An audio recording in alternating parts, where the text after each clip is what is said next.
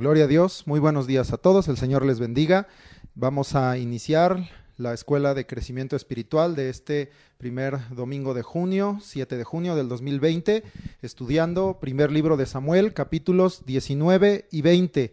Y tenemos por tema en estos dos capítulos, aunque siempre hay mucho que comentar, pero nuestro tema central es lo que sí es y lo que no es el amor. Repito, lo que sí es y lo que no es el amor. Vamos a ver en esta historia en donde Saúl está procurando la vida de David, lo quería matar porque le temía. Ahorita vamos a ver todo esto. Vamos a ver en medio de este contexto la relación entre David y Jonatán y el gran amor que existía entre ellos. Vamos a ver también de un amor fallido, de un amor que estaba desubicado en el caso de Mical, y vamos a ver pues lo que no es el amor en el caso específico de Saúl y de todo lo que Saúl hizo con respecto a David y con respecto a su propio hijo Jonatán. Entonces el tema es lo que sí es y lo que no es el amor. Vamos a leer primer libro de Samuel 18, porque ahí desde la vez pasada vimos contexto de esta relación y del pacto que había entre Jonatán y David. Vamos a volver a leer primero de Samuel 18, versículos 1, 3 y 4. Y dice la palabra del Señor: aconteció que cuando él hubo acabado de hablar con Saúl, el alma de Jonatán quedó ligada con la de David, y lo amó Jonatán como a sí mismo. Luego dice el 3: e hicieron pacto Jonatán y David, porque él le amaba como a sí mismo. Finalmente el 4: y Jonatán se quitó el manto que llevaba y se lo dio a David y otras ropas suyas, hasta su espada, su arco y su talabarte. Esta es la primera mención que hay entonces de esta relación que hubo entre David y Jonatán, una relación de afecto, de amistad y de un amor muy profundo, muy entrañable, y es precisamente el tema que vamos a ir desarrollando. Ahí dice que el alma de Jonatán quedó ligada a la de David, y el término alma es nefesh, el que se utiliza desde el principio de la Biblia, desde Génesis, para hablar de el alma como algo que respira, como algo que tiene vida o vitalidad. Entonces, en lo profundo de su corazón, en lo profundo de su ser, quedó ligado el corazón de Jonatán con el de David y viceversa. Pero lo más importante en estos pasajes, y que lo vemos ahí desde el 18:1, es que dice que lo amó Jonatán como a sí mismo. La palabra amar, que se utiliza aquí este verbo, lo amó Jonatán, amar, es el término ahab. Este término en hebreo, ahab, aheb o ahabá, que son sus diferentes acepciones y digamos conjugaciones, es el término que se utiliza en todo el Antiguo Testamento, en la gran mayoría de los textos. Ahorita te voy a dar otro que se utiliza para amar, pero este es el que la mayoría de las veces se utiliza para amor en hebreo. Entonces tiene una gama muy amplia de entender lo que es el amor. El término ahab significa tener afecto por, pero puede ser desde una cuestión carnal hasta una cuestión espiritual o más profunda, como la que vamos a ver aquí con David y Jonatán. En la Biblia, en el Nuevo Testamento en griego, hay términos mucho más específicos con respecto a lo que es el amor. Como te dije, en hebreo es un solo término en general para describir la palabra amor, que incluye la actitud, que incluye el sentimiento, que incluye los niveles de amor, pero en el griego son más específicos, y quienes han tenido, como yo, el privilegio de llevar el curso prematrimonial, nos enseñaron en una de las unidades los 5 niveles del amor. Y todo esto parte de citas en el Nuevo Testamento, porque los griegos sí tenían una clasificación, digamos, una división para que se entendiera el nivel de amor y de profundidad y de calidad de ese amor. Rápidamente, no les voy a dar este estudio, les comento que hay 5 niveles que están allí en la Biblia. El primero es epithumía o epitsumía, que es un amor de pasión carnal, furor ardiente, intenso, de deseo, ¿verdad? Y tiene una calidad solamente física y algo emocional. El segundo nivel, eros, ese es un amor, también sigue siendo muy ligado a epitumía, pero es un amor romántico, es un amor de elogios, de palabras de aliento, de ánimo, que encontramos, por ejemplo, mucho manifestado en el libro de los Cantares. y tiene una calidad pues muy emocional, muy sentimental, lo cual lo hace también frágil en su resistencia, al igual que epitumía. Hay un tercer nivel del amor que es stergo o astorgos, que es el término en griego, que eso es un afecto natural, es decir, un sentimiento de pertenencia, un amor de lealtad, de confianza, de unidad, de seguridad, de protección, el que encontramos, por ejemplo, en los amigos o en la familia, en el sentido de pertenencia o en el sentido de seguridad. Y esa ya tiene una calidad que va dejando lo emocional y va partiendo, digamos, hacia más profundo, hacia lo espiritual, y es un amor que es más firme, más resistente, porque es a través del cual se forman lazos.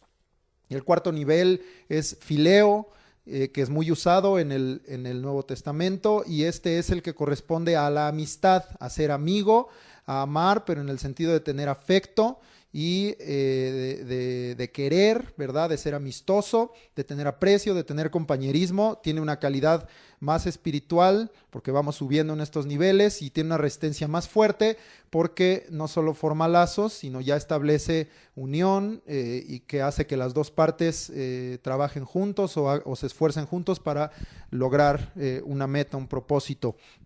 Finalmente, el nivel más alto es el amor ágape o agape, que es el término en griego, y este es un amor totalmente espiritual. Las citas que nos hablan del amor de Dios y que del amor que viene de Dios y de nosotros hacia el prójimo nos hablan precisamente de este nivel de amor, del amor ágape. Es mucho más amplio, mucho más intenso que fileo. El mundo, los valores sociales, el humanismo nos impulsan solamente en esos primeros 4 niveles, pero la palabra de Dios y los valores que nos enseña la palabra de Dios nos llevan a ese nivel que solamente conociendo a Dios podemos conocer y podemos recibir y entender, que es el amor ágape. Es un amor incondicional, incambiable, incansable, es amplio, es abundante, es intenso, es generoso, es ilimitado. Es un amor que incluye disposición, que incluye decisión, que incluye incluso el asentimiento deliberado de la voluntad, es decir, se entrega plenamente. Tiene una calidad totalmente espiritual y tiene una resistencia totalmente fuerte a comparación de los demás niveles. Conforme íbamos subiendo, pues tenían mayor resistencia. Y el ágape no está esperando correspondencia. Los demás niveles necesitan una correspondencia y una reciprocidad, pero el amor ágape no requiere de una correspondencia. Se ama y se entrega por completo ese amor sin esperar una correspondencia. Ese es el amor que el Padre nos ha mostrado y que Jesucristo nos ha mostrado, que Él lo dio todo, nos amó, de tal manera amó al mundo, se entregó por nosotros sin esperar correspondencia. Él lo hizo de todos modos, aunque la humanidad ha rechazado al Señor Jesucristo y no ha sido recíproco ni correspondiente para con Él. Dios nos sigue amando. Entonces, este es el amor más alto, más elevado y que lleva una mayor resistencia. Este es el amor que está descrito y hoy vamos a tomar mucho de esto en Primera de Corintios, capítulo 13. Y esto lo vamos a leer ahorita más adelante y lo vamos a estar tomando toda la clase. Y aunque estamos hablando de un pasaje en el Antiguo Testamento, el amor, y lo vamos a ir comprobando haciendo esa comparación con Corintios 13, que había entre Jonatán y David, era un amor espiritual, era un amor muy elevado, era un amor que venía de su relación de cada uno con Dios, del amor de Dios en sus corazones, del amar la palabra, los mandamientos de Dios, y poder manifestarlo entonces a el prójimo, aún sin esperar, como dije, una correspondencia o una reciprocidad. Y entonces podemos entender también en este contexto que ese amor era un amor puro, era un amor limpio, ¿verdad? Porque muchas veces estos pasajes se sacan de contexto y se hacen juicios totalmente incorrectos, injustos y mentirosos en contra de David y de Jonatán y de la relación que existía entre ellos, porque vamos a ver que no era un amor de epitumía o de eros, ni siquiera se quedaba en un amor fileo, sino era un amor ágape, un amor totalmente profundo, entregado y resistente a todas las pruebas. Entonces vamos a ver precisamente este asunto y vamos leyendo poco a poco. Ahora, leímos ahí en 1 Samuel 18, regreso al tema, regreso al Antiguo Testamento, regreso a nuestras citas de 1 Samuel 18, pero dice, lo amó Jonatán como a sí mismo. Y en el 3, cuando dice que hicieron pacto, ya habíamos visto que esta palabra pacto, berit, significa algo cortante, algo que traspasa, algo que pasa por en medio, algo profundo. Ahorita vamos a hablar un poquito del pacto. Y dice ahí mismo en el 3, porque él le amaba como a sí mismo. Y entonces vamos a leer algunas citas, porque evidentemente al leer esto, pues tú ubicas las palabras del Señor Jesucristo cuando le preguntaron cuál era el gran mandamiento. Vamos a leer Mateo 22, 36 al 40, y dice esta cita: Maestro, ¿cuál es el gran mandamiento en la ley? Jesús le dijo: amarás al Señor tu Dios con todo tu corazón y con toda tu alma y con toda tu mente. Este es el primer y grande mandamiento. Y el segundo es semejante: amarás a tu prójimo como a ti mismo. Como dice ahí, amarás a tu prójimo como a ti mismo. De estos dos mandamientos depende toda la ley y los profetas. Entonces, como puedes ver, otra vez el amor que existía entre David y Jonatán era un amor que venía de Dios, un amor puro, limpio, el amor que está aquí descrito en Mateo 22, en cuanto al cumplimiento de la ley, del gran mandamiento de Dios, de amar a Dios y de manifestar ese amor del cual somos llenos, del cual somos saciados, que Dios nos da, que Dios abunda en nosotros, para que nosotros entonces amemos a nuestro prójimo como a nosotros mismos, y así dice ahí la cita, que lo amó como a sí mismo. Esto usualmente lo ubicamos en el Nuevo Testamento, pero es algo que Dios ya les había hablado desde la ley. Esto ya estaba en la ley, ¿verdad? Y vamos a leerlo en Levítico 19, 17 y 18. Lo digo porque pudiera alguno pensar, bueno, la cita de Mateo, David y Jonatán no la conocían. No, pero la palabra de Dios es eterna y no cambia, y Dios es el mismo, Jesucristo es el mismo ayer, hoy y por los siglos.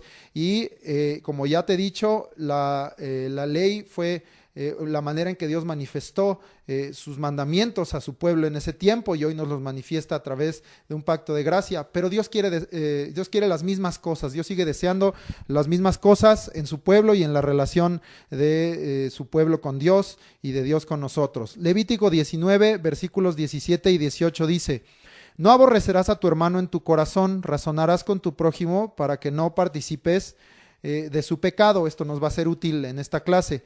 Dice: no te vengarás ni guardarás rencor a los hijos de tu pueblo, sino amarás a tu prójimo como a ti mismo, yo Jehová. Es decir, el cumplir, el amar a Dios y el amar al prójimo era algo que ellos ya conocían, y que cualquiera que conocía la ley y que estaba cerca de Dios y que oía la voz de Dios tenía en su corazón amar al prójimo como a uno mismo. Finalmente, para este propósito, vamos a leer de nuevo en el Nuevo Testamento, Romanos capítulo 13, versículos 8 al 10. Y dice Romanos 13, 8 al 10, dice la palabra del Señor: no debáis a nadie nada, sino el amaros unos a otros, porque el que ama al prójimo ha cumplido la ley. Porque no adulterarás, no matarás, no hurtarás, no dirás falso testimonio, no codiciarás, y cualquier otro mandamiento en esta sentencia se resume: amarás a tu prójimo como a ti mismo. El amor no hace mal al prójimo, así que el cumplimiento de la ley es el amor. Entonces, para que quede bien claro, y porque la Biblia da testimonio en repetidas ocasiones que David amó a Jonatán como a sí mismo y Jonatán amó a David como a sí mismo, estamos entonces hablando del amor ágape, de ese amor limpio, puro, de ese amor incondicional que había en sus corazones y que solo puede partir de Dios y de una relación con Dios. Ahí en el 18:3 dice que ellos habían hecho pacto. Ya te había yo dicho, berit, algo cortante, algo que traspasa, pasar por en medio.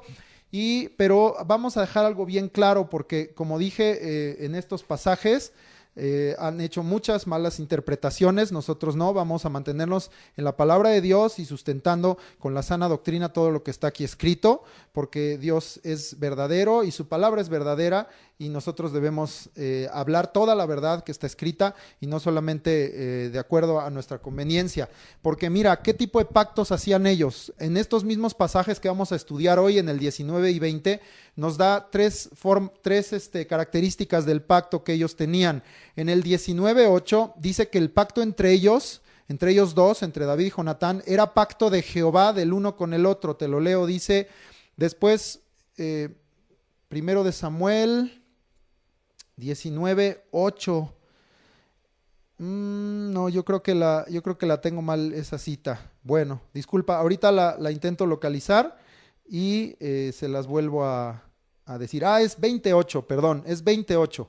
Versículo 28 dice: harás pues misericordia con tu siervo, ya que has hecho entrar a tu siervo en pacto de Jehová contigo, ¿verdad? Entonces, el pacto que había entre ellos dos, era un pacto en donde estaba Jehová en medio de ellos. Entonces no era un pacto carnal, no era un pacto terrenal, sino que ellos tenían considerando a Dios. Otro versículo que nos hace ver esto es el 20:12, ahí puse mal el capítulo, el 20:12 dice: entonces dijo Jonatán a David, Jehová Dios de Israel sea testigo.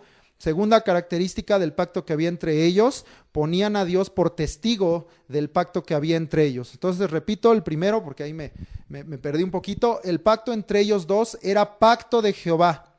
Aunque era del uno con el otro, no dejaban a Dios fuera, sino lo tomaban en cuenta. Entonces no podían estar haciendo un pacto en una cuestión de pecado o de inmundicia o de perversión, sino era un pacto que al presentarlo delante de Dios, pues era un pacto limpio, era un pacto justo, era un pacto santo.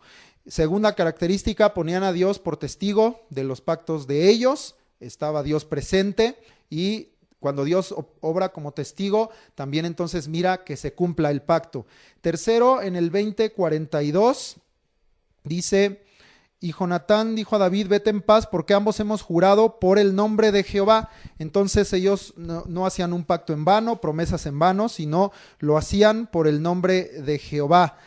Honraban al Señor con ello, y eso también nos lleva al temor de decir, yo he hecho esto en el nombre del Señor y yo tengo que honrar el nombre del Señor, no menospreciarlo, no mal usarlo, no jurar en vano, y eso te lleva entonces también a esforzarte para cumplir el pacto. Entonces, estas tres características te las dejo para que quede claro que el pacto entre David y Jonatán era un pacto en santidad, en limpieza, en pureza, y con Dios en medio de ellos y Dios sobre ellos, y Dios rodeando este pacto de amor y de amistad que existía entre ellos dos. Leímos ahí en Romanos 13 del 8 al 10, al final decía que el cumplimiento de la ley es el amor, y aquí lo que rescato es hablar del cumplimiento, porque los pactos y el amor verdadero, lo que sí es amor, no solamente se dice, sino se debe manifestar, se debe demostrar, se debe atestiguar, para que me entiendas. Por eso dice el cumplimiento de la ley es el amor. No solo dice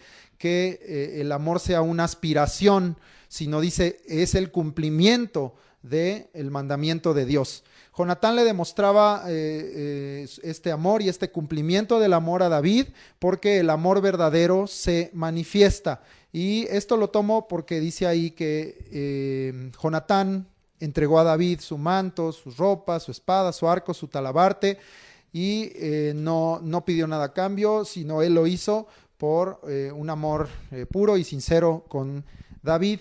Y yo quiero leerte, y esta va a ser, digamos, una cita base, o la cita base para nosotros hoy, además de lo que estamos estudiando en Primero de Samuel, lo que está escrito en Primera de Corintios, capítulo 13, versículos 4 al 8a. Hay más que leer aquí con respecto a el amor y a la permanencia del amor como una de las virtudes espirituales que permanecen junto con la fe y la esperanza. Lee completo ahí el capítulo 13, pero yo quiero leerte del 4 al 8a, porque todo esto lo vamos a tomar. Y dice aquí la palabra del Señor, Primera de Corintios 13, 4 al 8a.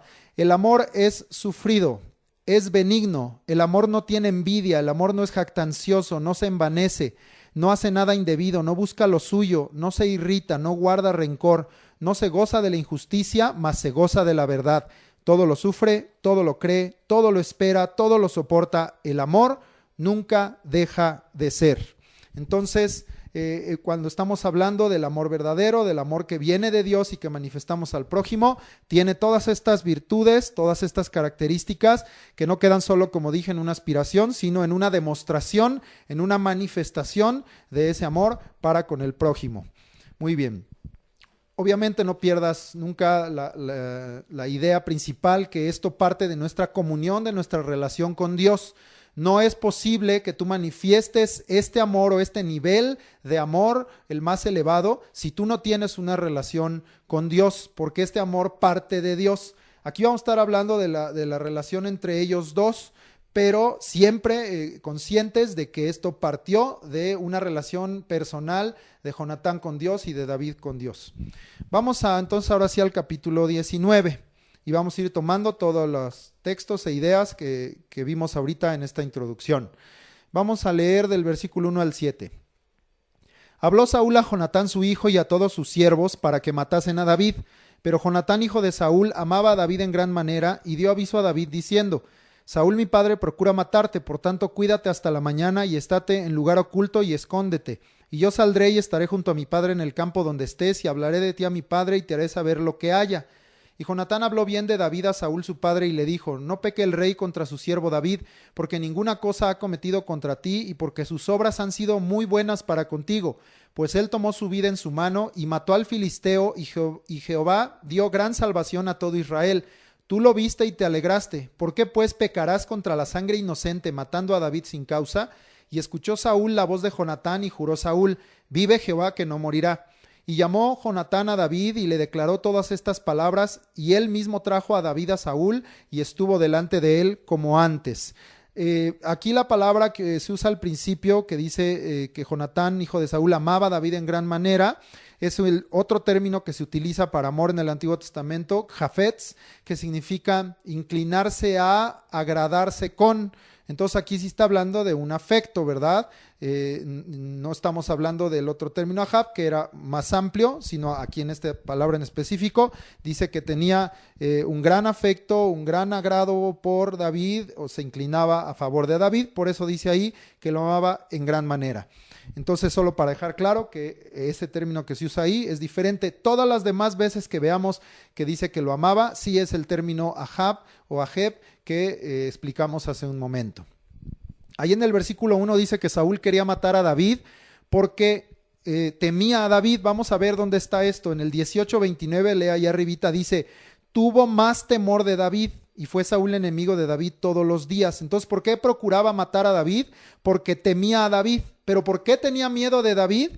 Porque Jehová estaba con él. Ahora lea arribita el 18:28. Pero Saúl, viendo y considerando que Jehová estaba con David, tuvo más temor de David, dice el 29. Entonces queda claro las razones, ¿verdad?, por las cuales Saúl quería matar a David. Tenía miedo de David, veía cómo él crecía, cómo era hallada gracia a los ojos del pueblo para con David, veía cómo su hija lo amaba, veía cómo su hijo Jonatán lo amaba, veía que aunque él quería enviarlo a guerra para morir, él regresaba con victoria y era visto bien delante del pueblo, y todo esto hacía que Saúl temiera a David, pero todo esto venía porque Jehová estaba con él. Y esta es la parte que Saúl, si lo alcanzó a entender o no, no lo sabemos, pero que no podía él, digamos, tolerar o superar que hubiera alguien, siendo él el que había sido ungido por rey, que estuviera siendo usado por Dios y que Dios estuviera con él.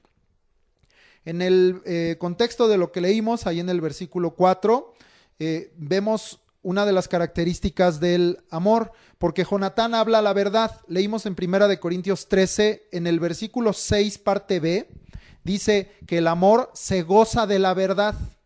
Y en esta parte miramos que Jonatán hace una defensa de David y de la vida de David, no buscando argumentos falsos o querer convencer o engañar a su padre, sino hablándole la verdad.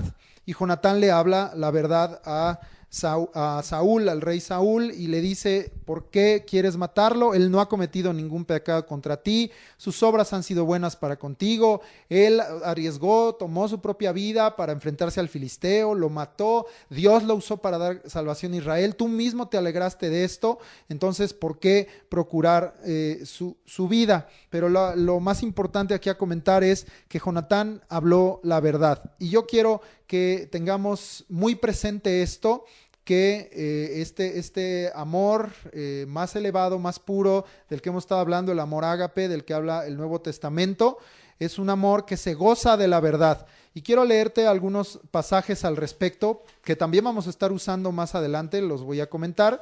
Y vamos a leer ahorita completo, es cortito, el Salmo 15. Es un salmo de David.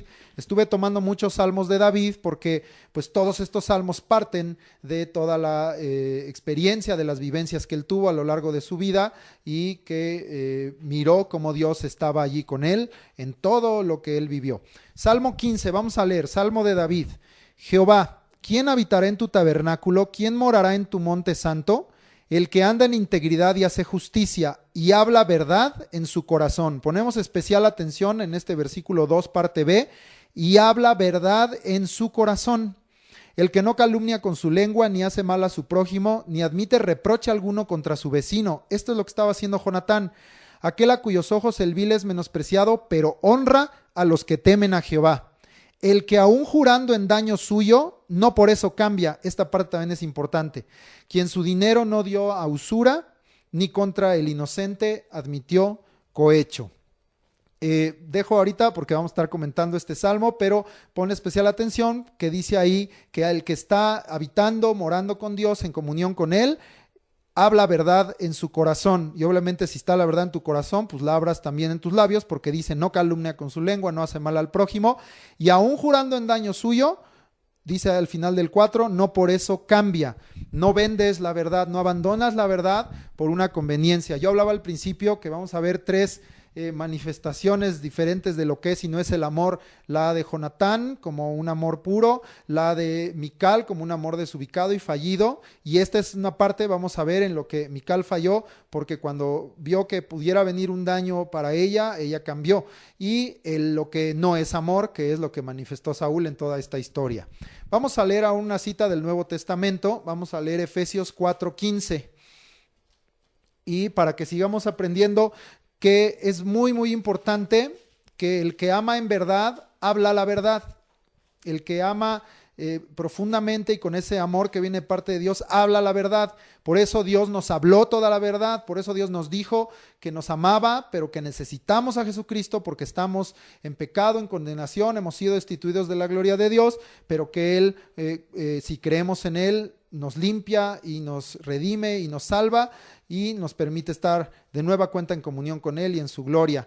Pero Dios habló la verdad, que el hombre estaba en pecado, y no lo habló por cruel o no lo habló por malo o porque deseara que el hombre fuera destruido, sino porque nos ama, y Dios nos sigue amando y nos sigue exhortando y nos sigue diciendo la verdad cada día.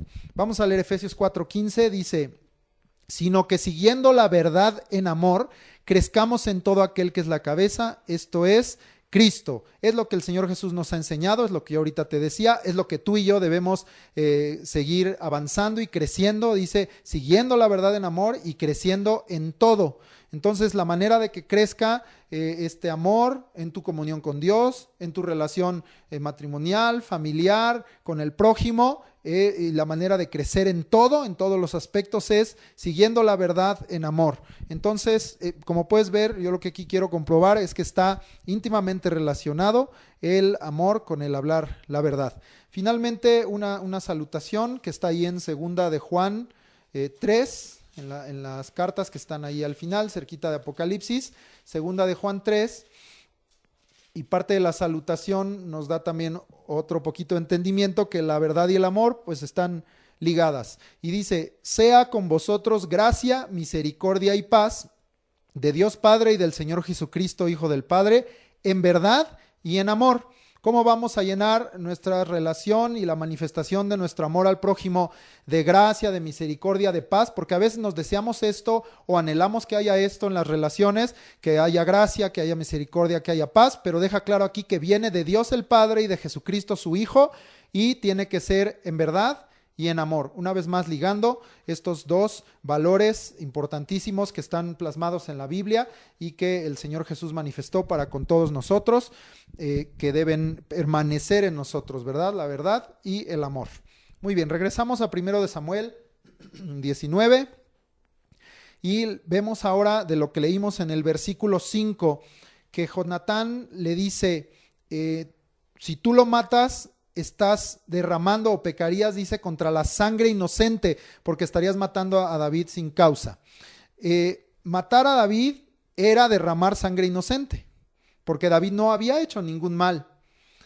Pero Saúl pensaba que su posición de rey le daba derecho a esto, ¿verdad? Cuando alguien se va contaminando su corazón y se va llenando de tinieblas y no sana y no perdona y no deja que Dios lo liberte y no deja que la luz entre a su vida para que esas tinieblas se disipen, se va contaminando más y más hasta que se corrompe. Eso es lo que vamos a ver en estos capítulos, que el corazón de Saúl estaba contaminado y se fue corrompiendo cada vez más, porque por ser rey, él podía romper la ley, claro que no, y él sabía o debía conocer, porque esta era instrucción para el rey de conocer la ley perfectamente, para vivirla y para enseñarla, que él no podía derramar sangre inocente, ¿verdad? Y aún aplicaba la ley del talión, que si él hubiera derramado sangre inocente, y tendría que haberse pagado ojo por ojo y diente por diente. Entonces, estaba tomando una posición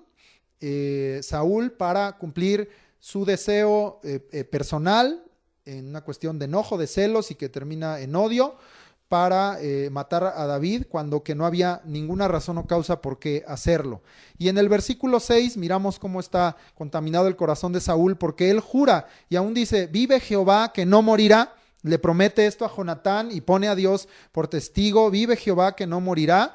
Pero ¿sabes qué? Muchas veces así alzamos la voz, ¿verdad? Prometemos cosas y aún delante de Dios o ponemos a Dios por testigo, pero son juramentos falsos y sin valor, y aún usando el nombre de Dios en vano, no temiendo a Dios, porque vamos a ver en esta historia que inmediatamente de este juramento, viva Jehová que no morirá, Saúl siguió intentando matar a David, no quitó esto de su corazón. Entonces, por eso te dije que el amor se manifiesta. No decía que Saúl amaba mucho a David, vimos al principio cuando lo hizo su paje de armas en la clase pasada, pero la realidad es que cuando el corazón se va llenando de odios, de rencores, de envidias, ¿verdad? Y prevalece esto, pues todo lo que vendría por causa de un amor sincero, verdadero, pues se rompe, ¿verdad?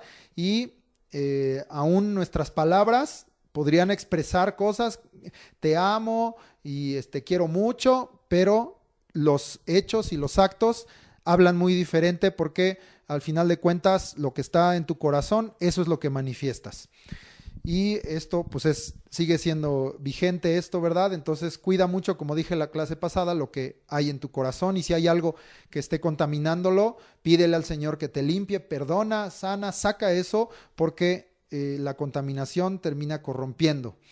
Es como siempre pongo ese ejemplo de cocina: una olla que no la lavas y no la lavas y se está contaminando, y finalmente se percude, ¿verdad? Se corrompe, se oxida el metal y ya no sirve, ¿verdad? Y ya por más que la laves, pues ya no puedes quitarle ese daño profundo que está en ese óxido que tiene la olla. Así pasa con nuestro corazón, no dejes que se oxide tu corazón.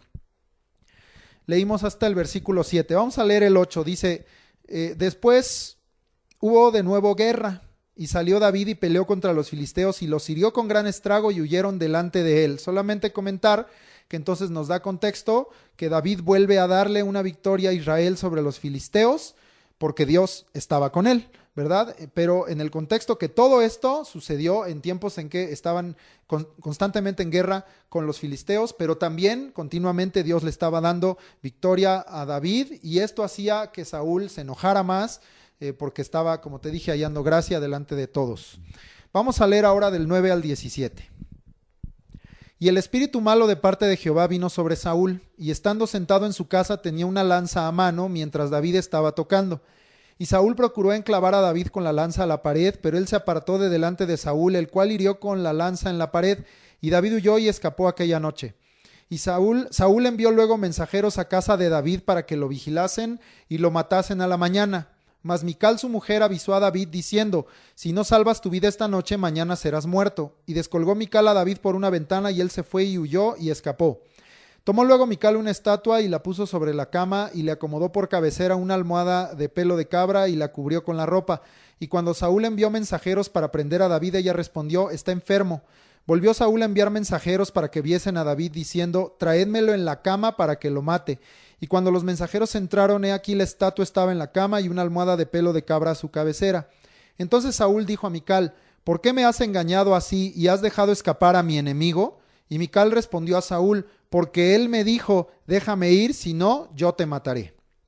Saúl, como te comenté, de inmediato intenta matar a David, de nuevo a cuenta con su lanza, tercera vez. Esta vez porque dice que había venido el espíritu malo de parte de Jehová sobre él, que lo atormentaba. Ya vimos esto la vez pasada. Y que David estaba allí tocando, pero en esta ocasión aún la música y la unción de David no aliviaron el corazón de Saúl, porque mientras David tocaba, dice ahí, Saúl lo quiso clavar en la pared con su lanza. Cuando un corazón está, como hablaba yo, ya muy contaminado o corrupto, aún cosas que antes aliviaban, aún cosas que antes sanaban, que antes ayudaban a que fuera libertado, como en este caso era que David tocara su arpa y con la unción de Dios él fuera aliviado y se fuera ese espíritu malo de él. Estaba ya tan contaminado el corazón de Saúl que ni siquiera eso lograba que él fuera libertado, ¿verdad? Entonces hay muchas cosas que nosotros debemos también entender, porque a veces pensamos que una ministración o una oración nos va a libertar, pero dices, no sucedió, no pasó, sigo igual o estoy peor. Y a veces entonces habría que pensar si nosotros mismos no estamos estorbando que esa unción pueda entrar, ¿verdad? Porque puede llegar un punto en que el corazón esté tan contaminado, tan endurecido, que no entre esta unción, este alivio, ¿verdad? Este reposo al corazón y no cambie nada, sino por el contrario. Yo he visto gente tristemente que a veces viene tan oprimida, tan enojada, o con violencia en su corazón, que el tiempo de alabanza y adoración, a mí desde arriba de la tarima me toca ver mucho más allá de lo que ustedes ven, por la posición en la que estamos, y a veces pareciera que les es molesto, les enoja, en lugar de la alabanza sea algo que usualmente así funciona nuestro corazón, que nos llena de alegría, que nos liberta, que nos quebranta también. Hay gente que llora, a veces desde la alabanza, en la adoración, y que nos ayuda a ser libertados y que Dios esté obrando en nuestro corazón y ministrándonos en ese tiempo. Mientras nosotros le cantamos, Dios nos ministra. Hay gente que no, hay gente que pareciera como si les estuviera uno insultando, como si les estuvieras diciendo algo malo y hasta se enojan más o se ponen en una peor actitud, pero esto no habla de la falta de eficacia de la alabanza o que no esté la unción de Dios ahí, sino de un corazón como era el de Saúl, que estaba ya muy endurecido, muy contaminado y corrompiéndose. Entonces, pues mientras David todavía tocaba, Saúl lo quiso clavar en la pared con su lanza. Y además, pues Saúl, aquí miramos que mintió a Dios, porque había prometido que no iba a matar a David. Vive Jehová que no morirá. Le mintió a Jonatán, le mintió a David y además no perdonó. Leímos en la cita de Levítico 19:18 y por eso leí desde el principio, leí desde el 17 y el 18, vuélvelas a leer o ubícalas ahí. Hay una parte ahí en el 18 que dice: no te vengarás ni guardarás rencor. Y termina diciendo: sino amarás a tu prójimo como a ti mismo, ¿verdad? Al revés, Saúl aquí estaba ya buscando venganza por su propia mano de algo que además ni siquiera, de un mal que no se le había hecho, y estaba guardando rencor en su corazón. Y eso era lo que lo llevaba a manifestar esta violencia y este deseo de matar a David. En 1 Corintios 13 leímos en el 5, en la parte B, que el amor no se irrita y no guarda rencor. Entonces otra vez está cuadrando todo lo que está escrito ahí en Corintios 13 con lo que ellos ya conocían de la ley, porque dice entonces que el amor no se irrita y él al contrario estaba encendido en ira, violento, enojado y no guarda rencor. Obviamente que él, en lugar de sanar, de libertar su corazón, cada día estaba guardando más rencor. ¿Y por qué insisto en esto? Porque el rencor es pecado y yo quiero que tengamos eso claro. Todos los días pídele al Señor: Señor, perdóname, pero también ayúdame a perdonar. Ayúdame, Señor, a ser libre de resentimientos, de raíces de amargura, porque el resentimiento se va clavando en tu corazón y de pronto hace raíz, y ya sacar una raíz es mucho más difícil, ¿verdad? Que algo que está más superficial. Y esto es guardar rencor. Si alguien te hizo algo, que no se ponga el sol sobre tu enojo. El mismo día perdona, el mismo día suelta, el mismo día pide perdón o aún contra uno mismo, porque a veces es con uno mismo que que hay falta de perdón o que guardamos rencor, ¿verdad?, contra nosotros mismos. No guardes rencor porque es pecado. Es pecado y te lo compruebo, aunque este es el caso de otro pueblo, de Edom, pero para dejar claro que el guardar rencor es pecado. Amós 1:11 nos habla de el cuarto pecado de Edom, dice, por 3 pecados y aún por el cuarto. Y dice, ¿cuál es ese pecado? Dice, perpetuamente ha guardado el rencor. Entonces, claramente esa cita nos lo señala, guardar rencor es pecado y te lleva a otros pecados. Porque aquí el guardar rencor en el corazón de Saúl lo estaba llevando a cometer un homicidio o a querer cometer un homicidio y derramar sangre inocente, ¿verdad? Y hacer cosas mal. Entonces, tú sabes que el pecado, así como los valores cristianos y la vida en Dios es un círculo de victoria, pues el pecado es un círculo vicioso que si entras en él es difícil abandonar, es difícil salir y es como una bola de nieve, un pecado lleva a otro y a otro y a otro y tú tienes que quitar todo eso de tu corazón porque tú eres hijo de Dios y Dios te está hablando a través de su palabra. No guardes rencor y no lo hagas, como dice ahí de Edom en Amós, no lo hagas perpetuamente, no lo guardes en tu corazón, porque esto te va a llevar a más pecado y debilita tu relación con Dios. Saúl ya no estaba cerca de Dios, ya no solo se había alejado de Dios, sino estaba endurecido, lejos y cada vez más. Y esto es lo que pasa cuando guardamos rencor. Ahora vamos a ver el caso de Mical, porque yo te decía en cuanto a nuestro tema, lo que sí es y lo que no es el amor, que Mical era un tipo de amor, porque sí dice que había 2 veces, hemos leído, que amaba a David, pero un amor desubicado, un amor confundido y finalmente un amor fallido, porque Mical le avisa a David de la intención de Saúl de matarlo, porque dice ahí que Saúl envía gente ahí afuera de su casa para que lo vigilaran y para que lo mataran. Y Mical le da aviso de esto a David, lo descuelga por la ventana, lo ayuda a escapar y ella pone en su cama una estatua y con una almohada de pelo de cabra y ropa para simular que David estaba ahí y miente diciendo a Saúl y a los guardias que David estaba enfermo, ¿verdad? Pero Saúl en su odio, en su enojo dice, pues aún tráiganme la cama, o sea, cargan la cama completa y la traen para matarlo, porque lo quiero matar. Les ha de haber costado trabajo cargarla, el peso de una cama más el peso de una estatua, sí les ha de haber costado trabajo. Pero cuando hacen esto, pues se descubre el engaño, la mentira de Mical, y ven que era una estatua con esa almohada de pelo de cabra y esas ropas, no era David, no estaba enfermo. Y ante esta situación, Mical miente de nuevo porque le responde a Saúl cuando él la cuestiona, pues ¿por qué me has engañado? Y ella, ¿cuál es la respuesta de Mical? Le dice, él me dijo, déjame ir, si no yo te mataré. Nunca David amenazó a Mical, nunca le dijo que la iba a matar, nunca le dijo o sea, con amenazas que lo ayudara a escapar. Eso no es verdad. Entonces, pues Mical amaba a David, pero cuando se vio en una situación en donde ya estaba comprometida su vida, ella entonces miente y habla aún mal de David, de su propio esposo, del que amaba. Un amor desubicado, confundido y fallido. Leímos en el Salmo 15, en el versículo 4, en la parte B, que cómo es el que está en una verdadera comunión con Dios, en una relación con Dios. Dice, el que aún jurando en daño suyo, no por eso cambia. El amor de ella cambió cuando vio su vida en peligro. Primera de Corintios 13, 5b, dice que el amor no busca lo suyo, ¿verdad? Entonces, aquí cuando ella miró que lo suyo, es decir, hablando de su vida y porque su papá le estaba reclamando por este engaño, pues ella ya no miró por David, sino miró por lo suyo y pone mal a David diciendo delante de Saúl que David la había obligado y la había amenazado de muerte a la propia hija del rey, ¿verdad? Entonces, las mentiras pues podrían traer todavía más problemas, más odio en el corazón de Saúl, o razones, engañó a mi hija, la amenazó para que Saúl más odiara, que falta no le hacía, pero más razones para odiar otro poco a David.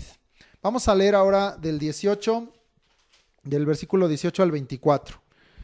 Y dice, huyó pues David y escapó y vino a Samuel en Ramá y le dijo todo lo que Saúl había hecho con él. Y él y Samuel se fueron y moraron en Nayot, y fue dado aviso a Saúl diciendo, he aquí que David está en Nayot en Ramá. Entonces Saúl envió mensajeros para que trajeran a David, los cuales vieron una compañía de profetas que profetizaban y a Samuel que estaba allí los presidía. Y vino el Espíritu de Dios sobre los mensajeros de Saúl y ellos también profetizaron. Cuando lo supo Saúl envió otros mensajeros, los cuales también profetizaron, y Saúl volvió a enviar mensajeros por tercera vez, y ellos también profetizaron. Entonces él mismo fue a Ramá, y llegando al gran pozo que está en Secú, preguntó diciendo: ¿Dónde están Samuel y David? Y uno respondió: He aquí están en Nayot en Ramá. Y fue a Nayot en Ramá, y también vino sobre él el Espíritu de Dios, y siguió andando y profetizando hasta que llegó a Nayot en Ramá. Y él también se despojó de sus vestidos y profetizó igualmente delante de Samuel, y estuvo desnudo todo aquel día y toda aquella noche. De aquí se dijo: ¿también Saúl entre los profetas? David acude a Samuel por consejo y ayuda. Samuel se va con él a una región cercana de Ramá llamada Nayot, y Saúl es avisado de esto. Aquí en este pasaje no está escrito directamente, pero en el contexto entendemos que lo que acontecerá a continuación, lo que leímos que pasó a continuación, nos hace entender que Samuel y David, en este tiempo en que se fueron a Nayot, estaban buscando a Dios, estaban buscando su ayuda, su presencia, la protección de Dios. Es decir, que seguramente estos tiempos en que Samuel y David estuvieron juntos fueron tiempos de oración, fueron tiempos de adoración, fueron tiempos de comunión, porque el Espíritu de Dios, nos da aquí testimonio la palabra, tomó el control de todas las cosas y aún del propio Saúl, e hizo algo aquí que está asombroso de leer, ¿verdad? Porque hizo Dios una obra, operaciones extrañas en los mensajeros y en Saúl, a través de los cuales David y Samuel salvaron la vida. Porque Saúl se enteró que David había ido con Samuel, y recuerda que Samuel ya había expresado alguna vez: si Saúl se entera que voy a ungir a David por rey, me va a matar. Y ahora ya el odio de Saúl era grande. Cuando Saúl decide ir, después de que sus mensajeros habían ido 3 veces allá a Ramá, a Nayot, dice: ¿dónde están Samuel y David? Es decir, sabía que estaban juntos y sabía, y él seguía en su campaña de matar a David, pero en esto había riesgo aún para la vida de Samuel. Y esta obra extraña, esta operación extraña que hizo el Espíritu de Dios en los mensajeros y en Saúl, salvó la vida de David y de Samuel en estos pasajes que leímos. El Espíritu de Dios tomó el control de las cosas. Cuando tú mires una situación de peligro, de riesgo, o cuando tú mires una lucha o que el enemigo está buscando destruirte, hablando de Satanás, del reino de las tinieblas, o aún de enemigos que pudiera haber entre los hombres, tú tienes que buscar hacer lo que hicieron Samuel y David: buscar a Dios, su ayuda, su protección, su presencia, meterte. Hay muchos salmos en donde David, como el Salmo 18 o el 27, en el versículo 4, da a entender que él se metía a la comunión con Dios, que él se metía a estar solo con Dios y decía: si yo estoy aquí metido con Dios, mis enemigos no me pueden tocar, porque Dios me va a guardar, porque Dios me va a defender. Busca a Dios en tiempos de oración, en tiempos de adoración, en tiempos de comunión con Él, cuando estés en estas situaciones, y confía que Dios se va a encargar de las cosas, porque aquí el Espíritu hizo algo que no nos esperamos, ¿verdad? Algo que fue muy sorpresivo, ¿verdad? Y el Espíritu de Dios tomó el control de todas las cosas. Te quiero leer 3 citas para que tú tengas esto claro y tú mejor busques, como dice en Mateo 6, el reino de Dios y su justicia. Busca a Dios, busca del Espíritu, búscalo en la palabra, búscalo en la oración, y deja que Dios sea el que se encargue. Él se va a levantar y Él va a hacer algo que no te esperas. Va a hacer una senda, un camino donde no había. Va a allanar un valle en donde tú pensabas que solo había montañas. Va a traer luz en donde había tinieblas. Él va a hacer una obra grande. Te voy a leer 3 citas para que sea fortalecida tu fe en esto. Isaías 28, capítulo 28, versículo 21 dice: Isaías 28, 21: porque Jehová se levantará para hacer su obra, su extraña obra, y para hacer su operación, su extraña operación. Entonces, cuando tú estás en esa comunión con Dios, Él se va a levantar a favor tuyo, y Él hace lo que Él quiere. Y me gusta a mí, por eso así lo definí yo también, lo que dice aquí Isaías 28:21, para hacer su obra, su extraña obra, porque a veces no entendemos cómo hizo Dios o lo que hizo, o cuando lo hizo decimos, wow, o sea, de qué manera resolvió Dios las cosas que yo ni me lo esperaba. Y dice, y para hacer su operación, su extraña operación, pero confía, aunque nos parezca una obra, una operación extraña, confía que Dios se está levantando a favor tuyo. Porque 1 Corintios 12:6 dice, hay diversidad de operaciones, pero Dios que hace todas las cosas en todos es el mismo. Entonces Dios opera de formas diferentes, Dios obra de maneras diferentes, pero el poder es de Dios, porque el que hace todas estas cosas en todos, y esta parte es importante, ahorita lo voy a comentar, en todos Él tiene el poder y la grandeza para obrar en todos, es Dios el que lo hace. Esas mismas citas de 1 Corintios 12 que nos habla de los dones espirituales, dice también que el Espíritu es el mismo, el que da todas estas cosas, estos dones, es el mismo Dios, es el mismo Espíritu el que obra poderosamente.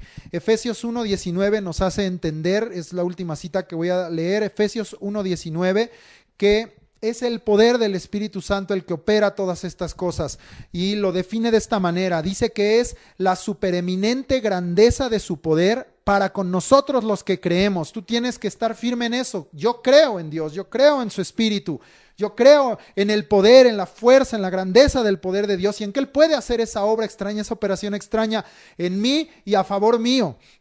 Y te lo leo de nuevo, es la supereminente grandeza de su poder para con nosotros los que creemos, según la operación del poder de su fuerza. Es el Espíritu Santo, porque esa misma cita de Efesios dice que ese poder operó en Cristo, levantándolo de los muertos. Fue el poder del Espíritu Santo. Ese mismo poder sigue operando hoy en día en ti y en mí. Tú y yo debemos estar buscando a Dios, buscando su presencia, buscando su reino, y el Espíritu de Dios toma el control de las cosas.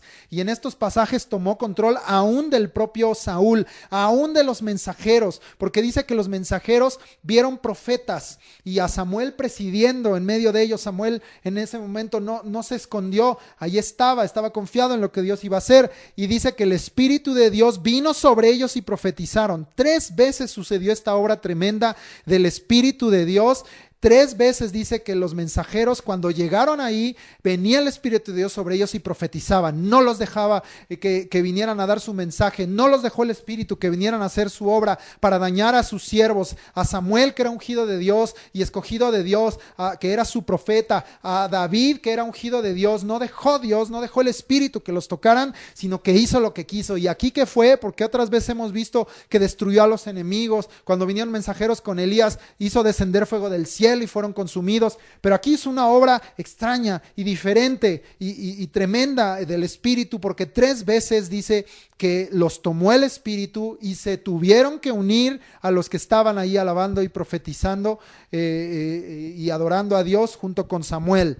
Saúl decide ir a Ramá, y de ahí del pozo de Secú, en donde andaba preguntando, llega a Naiot, porque preguntan ¿dónde está David? ¿Dónde está Samuel? Y en el camino el Espíritu de Dios vino sobre él.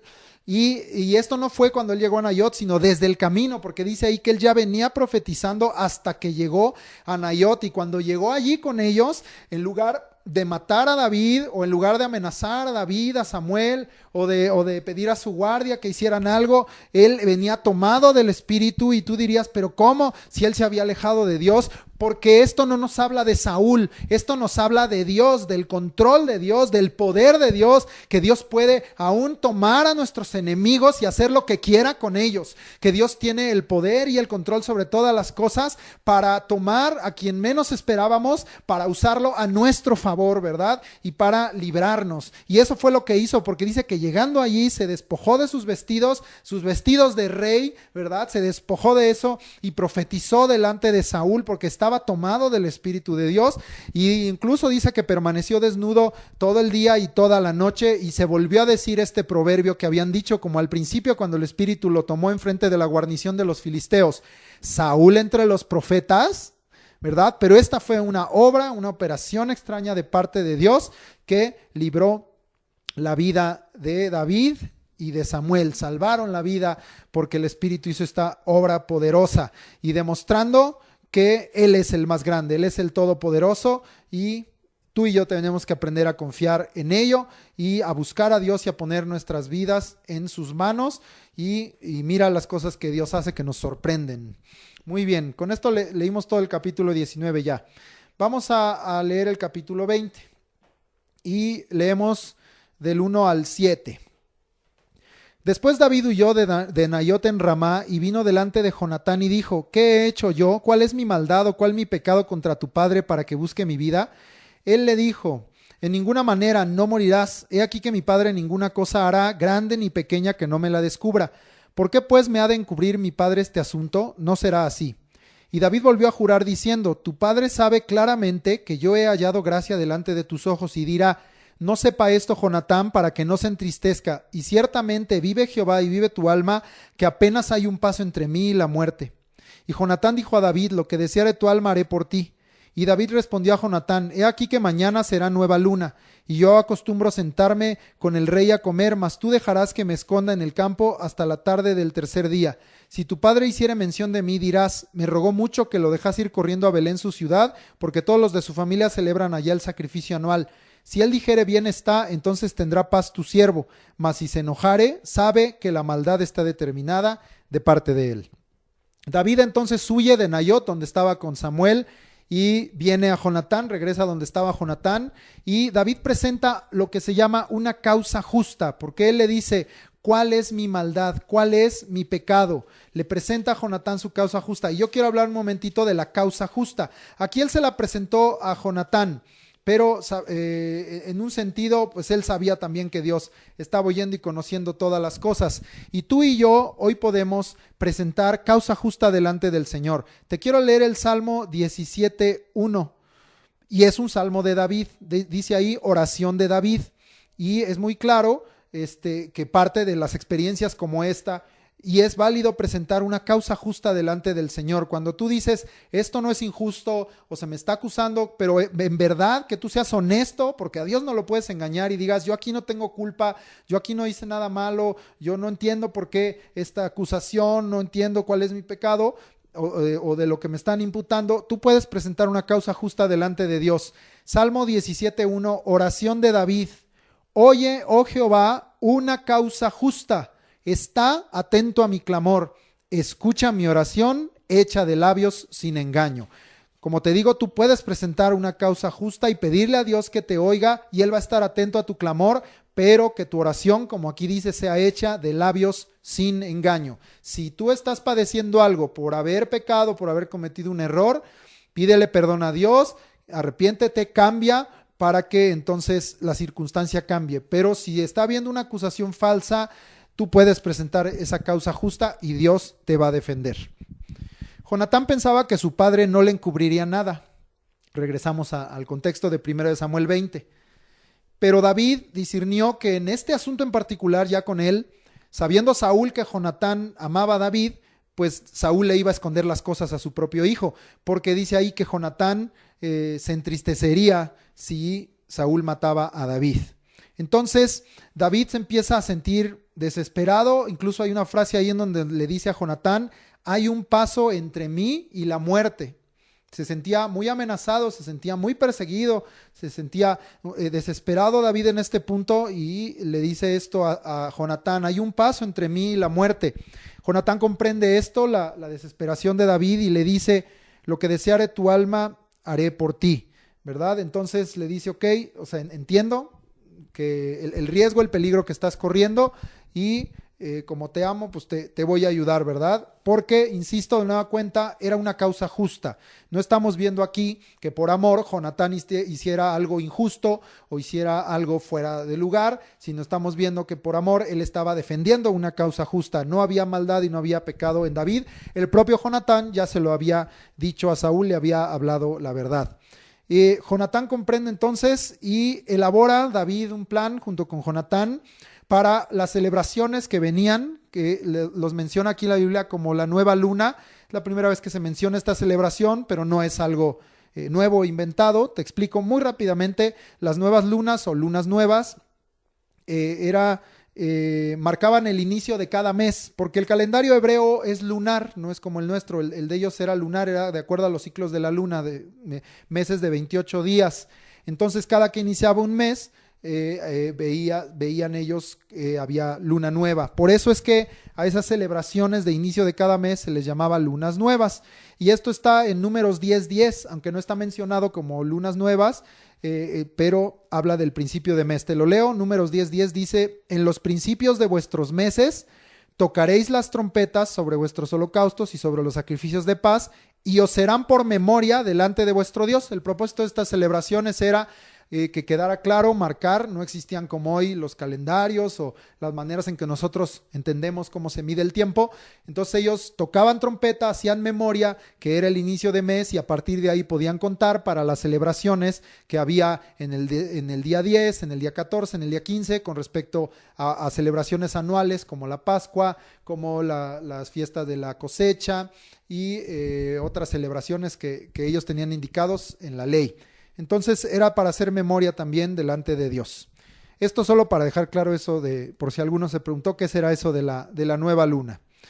Pero aquí hay un detalle que yo señalo porque a mí me parece que está incorrecto aquí de parte de David, porque David le pide a Jonatán que en este plan que están elaborando diga una mentira, que lo dejó ir a Belén porque su familia celebrará ya el sacrificio anual, y esto no fue verdad, esto no se cumplió, ¿verdad? Aquí hay un negrito en el arroz, como dirían, ¿verdad? Y David tenía un propósito, porque la idea de David era comprobar si esto a Saúl lo tenía en paz o lo enojaba más, para que mismo Jonatán tuviera clara cuál era la intención de su padre, porque Jonatán todavía como que tenía esperanza de que esto no sucediera, pero David estaba seguro que Saúl lo quería matar y quería que a través de esto Jonatán se diera cuenta cuál era la intención, la determinación, el corazón de su padre, y que la maldad de su padre de matar a David, de tomar su vida, ya estaba determinada, ya estaba clara, y David quería que Jonatán entendiera esto, pero pues no debemos por causa de esto acudir a cosas que no son correctas, porque no era verdad que Jonatán le dijera que lo había dejado ir a Belén para que celebrara con su familia un sacrificio anual. Vamos a leer versículos del 8 al 17, continuar con este asunto del plan que tenían David y Jonatán. Harás pues misericordia con tu siervo, ya que has hecho entrar a tu siervo en pacto de Jehová contigo. Y si hay maldad en mí, mátame tú, pues no hay necesidad de llevarme hasta tu padre. Y Jonatán le dijo: nunca tal te suceda, antes bien, si yo supiere que mi padre ha determinado maldad contra ti, ¿no te lo avisaría yo? Dijo entonces David a Jonatán: ¿quién me dará aviso si tu padre te respondiere ásperamente? Y Jonatán dijo a David: ven, salgamos al campo. Y salieron ambos al campo. Entonces dijo Jonatán a David: Jehová, Dios de Israel, sea testigo, cuando le haya preguntado a mi padre mañana a esta hora o el día tercero, si resultare bien para con David, entonces enviaré a ti para hacértelo saber. Pero si mi padre intentare hacerte mal, Jehová haga así a Jonatán y aún le añada, si no te lo hiciere saber y te enviare para que te vayas en paz. Y esté Jehová contigo como estuvo con mi padre. Y si yo viviere, harás conmigo misericordia de Jehová para que no muera, y no apartarás tu misericordia de mi casa para siempre. Cuando Jehová haya cortado uno por uno los enemigos de David de la tierra, no dejes que el nombre de Jonatán sea quitado de la casa de David. Así hizo Jonatán pacto con la casa de David, diciendo: requiéralo Jehová de la mano de los enemigos de David. Y Jonatán hizo jurar a David otra vez, porque le amaba, pues le amaba como a sí mismo. David le ruega a Jonatán, en el versículo 8, hacer esto por misericordia y por el pacto que delante de Jehová tenían el uno con el otro. David también le pide a Jonatán que él mismo juzgue en este asunto, si hay en David, si había en David maldad, y si así fuera, si había maldad, si había pecado, si David en verdad merecía morir, le dice: pues mejor mátame tú, Jonatán, no me lleves, no me entregues en manos de tu padre. Pero Jonatán le contesta que eso no sucederá, es decir, que él entiende que David es inocente, que no hubo pecado o maldad en él, y que esto no sucederá, y que tampoco lo va a entregar en manos de su padre, sino que Jonatán le va a avisar si su padre está determinado, ¿verdad? De acuerdo a este plan que ellos llevaban. Y Jonatán entiende, por ese gran amor que se tenían, que él no podía o no debía hacer nada indebido, ni gozarse de injusticia, ¿verdad? Es decir, no voy a hacer esto que me pides porque sería injusto tomar tu vida, sería injusto llevarte con mi padre. Y leímos en 1 Corintios 13, en el 5a, el amor no hace nada indebido. Y en el 6 parte A, el amor no se goza de la injusticia, ¿verdad? Entonces, por ese amor que tenía Jonatán con David, no iba a participar de una injusticia manifestada de cualquiera de las dos formas, matarlo él mismo o llevarlo a que Saúl lo matara. Jonatán amaba a su padre, era su padre, pero no iba a hacer algo indebido o injusto con David, ¿verdad? Porque también amaba a David. Porque a veces malentendemos o desubicamos, como le pasó a Mical, el amor y participamos en cosas injustas poniendo como bandera o como justificación que se hizo por amor. Si tú amas en verdad, no hagas cosas indebidas ni injustas, porque esa es una expresión, una manifestación de un amor verdadero. En el versículo 12 de lo que leímos, Jonatán pone a Dios por testigo de que él cumpliría su promesa de avisarle a David la intención de Saúl. Y en el versículo 13, incluso él juramenta esto, pone a Dios por testigo y lo hace como un juramento porque dice, si no lo hago, pues que Dios así me haga y me añada, es decir, pues que el que se muera sea yo o que le venga algún mal si Jonatán no cumplía su palabra. Pero ellos, a diferencia de Saúl, que había hecho un juramento vano, un juramento falso, sin valor y usando el nombre de Dios en vano, ellos eran hombres temerosos de Dios y esto que hacían, si lo estaban prometiendo delante de Dios, es porque lo iban a cumplir. Jonatán sabía que este plan podía hacer que David se fuera, ¿verdad? Es decir, perder a su gran amigo, perder a este varón con el cual había quedado ligada su alma. Pero Jonatán sabía, entendía que este plan podría hacer que David se fuera, perderlo. Pero Jonatán prefería la vida y prefería la paz de David que retenerlo con él. Porque en este plan él le dice, pues si la intención de mi padre es matarte, pues yo te voy a dejar ir y aún te voy a bendecir y te voy a decir que te vayas en paz para que tu vida no sea tocada, ¿verdad? Entonces, Jonatán, el amor que tenía en su corazón, lo hace entender que era mejor para que David no muriera, que se fuera y que él perdiera esa cercanía con su gran amigo y fuera guardada la vida de David, que retenerlo con él. Y esto nos habla, y está ahí también en 1 Corintios 13:4, que el amor es sufrido, es benigno, pero no tiene envidia, no es jactancioso y no se envanece. No mira las cosas que no tienen valor o importancia y no está buscando, también lo vimos, lo suyo, ¿verdad? Su conveniencia, su egoísmo y dice aquí, sino al revés, es sufrido y es benigno. Jonatán conocía el riesgo de lo que iba a suceder porque el corazón, el odio, la maldad que había en el corazón de Saúl, su padre, podía llevar también a un riesgo a la vida del propio Jonatán. Jonatán conocía este riesgo y entonces él le pide a David, como David le pidió en el versículo 8, que hiciera misericordia con él. Ahora Jonatán le dice, yo también te pido que tú hagas misericordia de Jehová conmigo. O sea, una misericordia perfecta conmigo. Si yo vivo después de este asunto, le dice, para que yo no muera. Si es que vivo después de este asunto, haz misericordia conmigo para que no muera. Esto nos da a entender algo bien importante. Jonatán entendía que David iba a ser el rey. Porque aquí no le está pidiendo misericordia de las manos de Saúl. David, ¿qué podía hacer con eso? Le dice, si yo vivo, si mi padre no me mata después de este plan, yo te pido que yo no muera. Incluso le dice que no se aparte tu misericordia de mi casa para siempre. Porque Jonatán, dice ahí mismo, sabía que vendría el tiempo en que Jehová cortaría uno por uno a los enemigos de David de la tierra, Saúl incluido porque se había declarado enemigo de David. Y le pide, no dejes que el nombre de Jonatán sea quitado de la casa de David.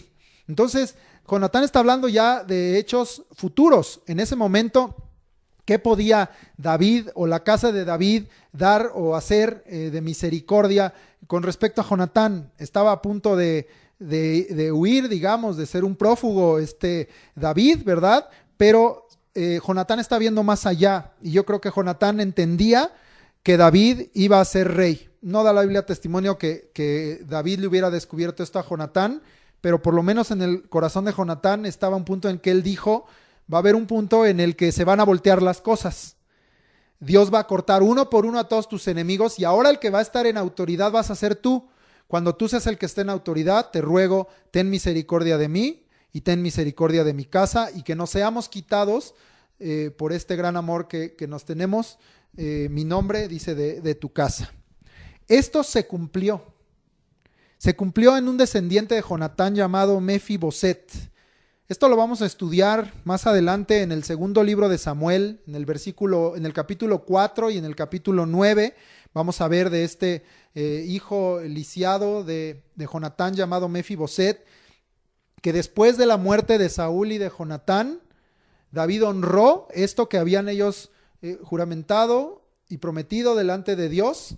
Temeroso de Dios cumple esto y este hombre Mefiboset termina viviendo en el palacio del rey, sentado a la mesa del rey, comiendo con él, como uno de su casa, como uno de su familia, honrando esto que Jonatán le había pedido. Pero qué importante mirar que Jonatán ya estaba viendo más allá, estaba creyendo lo que Dios iba a hacer, porque aquí parecía que no se iba a cumplir lo que Dios iba a hacer.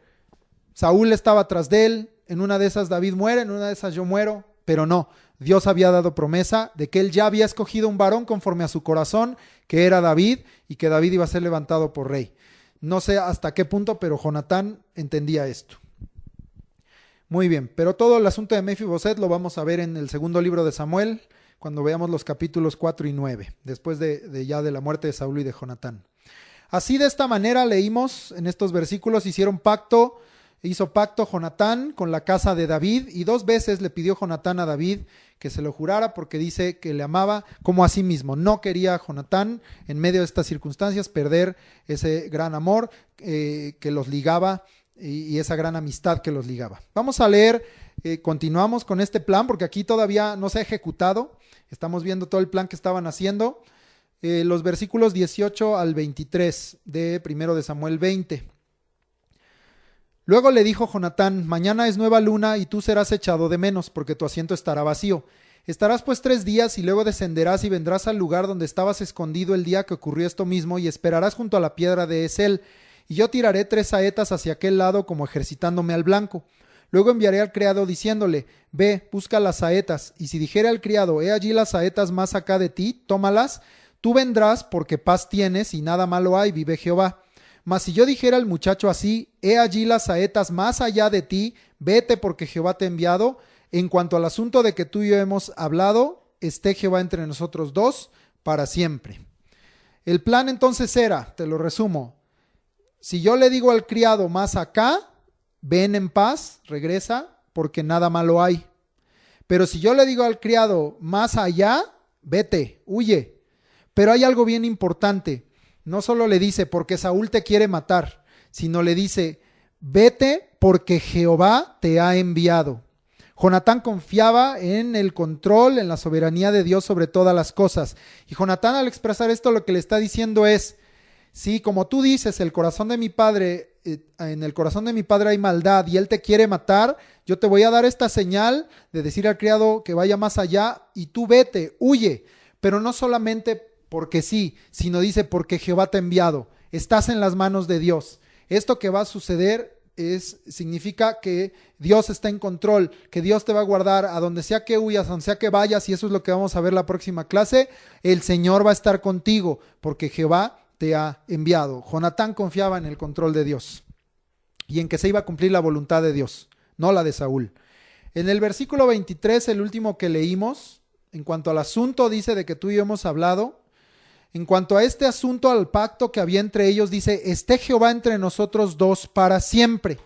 Es decir, iba a haber un tiempo ahorita de distanciamiento, no de rompimiento, sino de una separación, distanciamiento de esta relación. Pero dice: este pacto que tú y yo hicimos, si tú recuerdas al principio yo te dije que este pacto lo habían hecho como pacto de Jehová, del uno con el otro, tomando a Dios en cuenta, poniendo a Dios por testigo del pacto entre ellos y haciéndolo en el nombre de Jehová. Cuando algo está hecho así, es firme, ¿verdad? Entonces le dice: en cuanto a nuestro asunto, a nuestro pacto, esté Jehová entre nosotros 2 para siempre. Aún en esto último que hemos pactado, de que yo tendré misericordia de ti y que tú tendrás misericordia de mi casa, esté Jehová entre nosotros 2 para siempre. Él está por testigo, lo hemos hecho en su nombre. Por eso es que tú y yo no debemos entrar en yugo desigual. Por eso es que debemos tomar a Dios en cuenta en todas las decisiones que tomamos y en todo lo que hacemos. Por eso debemos hacer las cosas en la voluntad de Dios. Por eso debemos encomendarle a Dios todo en nuestra vida. Todo. Todas las decisiones que tomes, grandes o pequeñas. Encomiéndale a Dios todo en tu vida. Porque si Dios está involucrado en el pacto, Él va a cuidar que se cumpla. Si tú estás en yugo desigual, no estás involucrando a Dios en el pacto, porque no hay comunión de la luz con las tinieblas. Si tú no estás tomando a Dios en cuenta, Dios no está involucrado en el pacto. Si no hace las cosas conforme a su voluntad, Dios no está involucrado en el pacto. Si no le encomienda las cosas a Dios, ambas partes que participan en el pacto, no está Dios involucrado en el pacto. Pero si Dios sí está involucrado en el pacto, Él va a cuidar que se cumpla, a pesar de las circunstancias, a pesar de las situaciones. Si tú tomaste en cuenta a Dios como ellos lo hicieron, Dios va a estar involucrado y Él va a cuidar que se cumpla el pacto, porque Dios está encima de cualquier circunstancia y situación. ¿En quién entonces estás diciendo cuando tú haces un pacto? Y esto obviamente nos remite mucho al asunto del pacto matrimonial. ¿En quién estás confiando? ¿En ti? ¿En el otro? En realidad estás poniendo tu confianza en Dios, ¿verdad? Tú tienes que hacer la parte que te corresponde del pacto y honrar a Dios y honrar al otro cumpliendo tu parte del pacto. Pero estás también confiando en Dios, en que si tú te alejas, te desvías o estás cometiendo error, Dios va a venir y te va a decir, tú hiciste pacto, cúmplelo, porque yo estoy involucrado también en esto. Y todo esto va para bendición. Todo lo contrario, el yugo desigual y no tomar en cuenta a Dios y hacer las cosas fuera de su voluntad, no esperes que Jehová esté entre ti y con quien hiciste el pacto para siempre, porque no va a ser así. Te leo algunas citas para afirmar tu fe en esto que acabo de mencionarte. Están en Salmos, en Proverbios y en Primera de Pedro. El Salmo 37:5 dice, encomienda a Jehová tu camino y confía en Él y Él hará. Porque a veces queremos que Dios haga, pero no le encomendamos nuestro camino ni confiamos en Él. Proverbios 16:3, encomienda a Jehová tus obras y tus pensamientos serán afirmados. Porque a veces queremos que Dios nos dé respuesta, que Dios nos dé guía, nos dé luz, pero no le encomendamos nuestras obras. Y finalmente, Primera de Pedro 4:19 dice, de modo que los que padecen según la voluntad de Dios, encomienden sus almas al fiel Creador y hagan el bien, porque a veces, Señor, sálvanos, Señor, libértanos, Señor, está el enemigo, Señor, hay algo que estamos padeciendo, pues dice aquí, encomienda tu alma al fiel Creador y haz el bien, la parte que a ti te toca del pacto con Dios. Encomienda al Señor tu camino, encomienda al Señor tus obras, encomienda al Señor tu alma para que esté el Señor en medio de los pactos que tú hagas para siempre, y especialmente en el pacto que tenemos con Él. Versículos 24 al 42, la parte final de este capítulo. David pues se escondió en el campo y cuando llegó la nueva luna se sentó el rey a comer pan. Y el rey se sentó en su silla como solía en el asiento junto a la pared y Jonatán se levantó y se sentó Abner al lado de Saúl y el lugar de David quedó vacío. Mas aquel día Saúl no dijo nada porque se decía, le habrá acontecido algo y no está limpio, de seguro no está purificado. Al siguiente día, el segundo día de la nueva luna, aconteció también que el asiento de David quedó vacío, y Saúl dijo a Jonatán su hijo, ¿por qué no ha venido a comer el hijo de Isaí hoy ni ayer? Y Jonatán respondió a Saúl, David me pidió encarecidamente que le dejase ir a Belén, diciendo, te ruego que me dejes ir porque nuestra familia celebra sacrificio en la ciudad, y mi hermano me lo ha mandado, por lo tanto, si he hallado gracia en tus ojos, permíteme ir ahora para visitar a mis hermanos. Por esto, pues, no ha venido a la mesa del rey. Entonces se encendió la ira de Saúl contra Jonatán y le dijo, hijo de la perversa y rebelde, ¿acaso no sé yo que tú has elegido al hijo de Isaí para confusión tuya y para confusión de la vergüenza de tu madre? Porque todo el tiempo que el hijo de Isaí viviere sobre la tierra, ni tú estarás firme ni tu reino. Envía pues ahora y tráemelo porque ha de morir. Y Jonatán respondió a su padre Saúl y le dijo, ¿por qué morirá? ¿Qué ha hecho? Entonces Saúl le arrojó una lanza para herirlo, de donde entendió Jonatán que su padre estaba resuelto a matar a David. Y se levantó Jonatán de la mesa con exaltada ira, y no comió pan el segundo día de la nueva luna, porque tenía dolor a causa de David, porque su padre le había afrentado.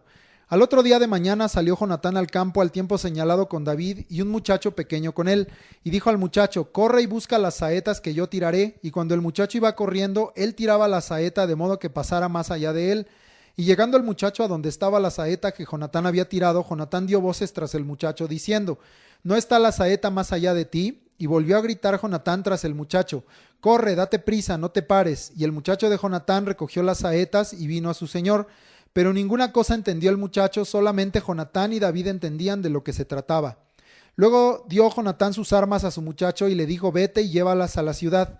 Y luego que el muchacho se hubo ido, se levantó David del lado del sur y se inclinó 3 veces, postrándose hasta la tierra, y besándose el uno al otro, lloraron el uno con el otro, y David lloró más. Y Jonatán dijo a David: vete en paz, porque ambos hemos jurado por el nombre de Jehová, diciendo: Jehová esté entre tú y yo, entre tu descendencia y mi descendencia para siempre. Y él se levantó y se fue, y Jonatán entró en la ciudad. Miramos entonces el cumplimiento de este plan que David y Jonatán habían hecho. Y en el primer día Saúl no dijo nada, porque dice ahí que se pensaba que quizá David no estaba limpio o no se había purificado y que por eso no había asistido a la nueva luna. Pero el segundo día Saúl cuestiona a Jonatán, y Jonatán le responde con ese asunto de Belén, que ya vimos que no era verdad, y esto provoca, y dice ahí, que la ira de Saúl se encendiera contra Jonatán, y entonces Saúl insulta a Jonatán. Primero le dice: hijo de la perversa y rebelde, ofendiendo a Jonatán, ofendiendo a su propia esposa, la madre de Jonatán, y le dice: has elegido a David para confusión tuya. Esta palabra confusión, boshet, confusión, boshet, significa vergüenza, el sentimiento de vergüenza, la condición de vergüenza, el estar en vergüenza, y la causa de la vergüenza. Entonces él lo insulta y le dice: tú elegiste a David para estar en vergüenza, para vivir en vergüenza, y es la causa de la vergüenza, o tú eres causa de vergüenza. Entonces le dice: has elegido a David para confusión tuya. Lo acusa de cosas que no eran. Porque le dice también: para confusión de la vergüenza de tu madre. Es un insulto muy fuerte, una ofensa muy fuerte, porque confusión ya vimos qué es, pero la palabra vergüenza es hervá, y significa en realidad desnudez o las partes pudendas, las partes nobles de una persona. Entonces le dice: para confusión aún y para vergüenza, eres causa de vergüenza aún de las partes pudendas, de la desnudez de tu madre. Es decir, en un sentido, insultando a Jonatán y la relación que había entre David y Jonatán, como muchas veces se ha malinterpretado. Pues mira, Saúl fue el primero que hizo esto, de acusar una relación que era sana, que era pura, que era una relación honesta y en donde estaba Dios involucrado, de acusarle, ¿verdad?, con ofensas, con insultos, hablando de perversión, hablando de que David era causa de vergüenza en la vida de Jonatán, y que aún era vergüenza para su propia madre, ¿verdad?, de una manera muy fuerte, muy dura de parte de Saúl. Cuidado con las cosas que decimos en el enojo y en la ira.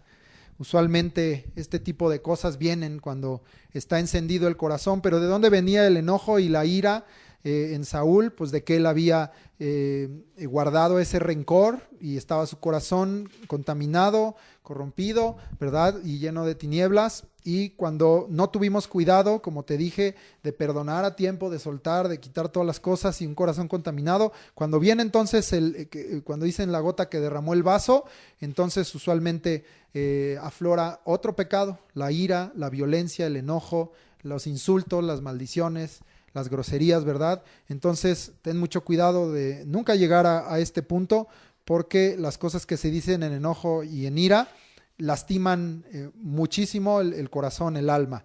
Y así fue con Jonatán. Ahorita vamos a ver que lo hirió en su corazón. En el versículo 31, mira nada más, el confundido era Saúl, porque le dice: todo el tiempo que el hijo de Isaí viviere sobre la tierra, ni tú estarás firme ni tu reino. Ni tú estarás firme ni tu reino. Saúl pensaba que Jonatán sería rey. Entonces Saúl, además de violento, iracundo, estaba sordo espiritualmente en el corazón. Y como Dios le dijo, era un obstinado, era un rebelde, era un contumaz, porque ya se le había dicho 2 veces que el reino había sido quitado de él, que había sido rasgado de él el reino, y por lo tanto su descendencia no iba a tener el reino. Saúl pensaba que con violencia y con prepotencia, siendo él el rey, podía él tomar o permanecer en algo que Dios ya había determinado que no era de él.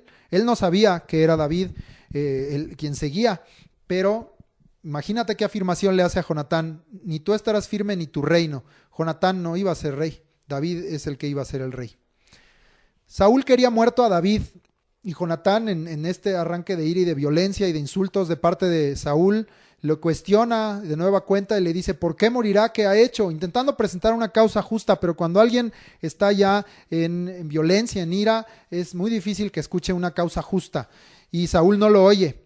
Y por respuesta, ¿qué hace Saúl? Ahora también intenta matar, dice ahí herir, pero pues lanzarle a alguien algo, una lanza, una espada, pues es querer matarlo, ¿verdad? Saúl ahora intenta matar a Jonatán con la lanza, otra vez la lanza.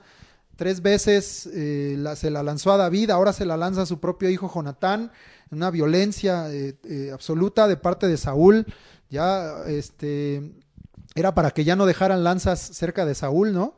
O lo hubieran llevado a las Olimpiadas al lanzamiento de jabalina, porque qué bárbaro, se la pasaba aventándole lanzas a todos los que a todos los que lo contradecían. Y así a veces actuamos, ¿verdad? Ya cualquier cosa, cuando tenemos un corazón ya lleno de rencor, de ira, cualquier cosa nos provoca ya agredir hasta quien no corresponde. Y entonces pues Jonatán entiende la resolución, la determinación de Saúl de matar a David, y no solo a David, sino que Saúl mataría a quien se pusiera en su camino de querer matar a David. Al que se pusiera enfrente con tal de lograr esto, también lo mataría. En el versículo 34 dice que Jonatán tenía, ahí en la parte final dice que Jonatán tenía dolor a causa de David porque su padre le había afrentado.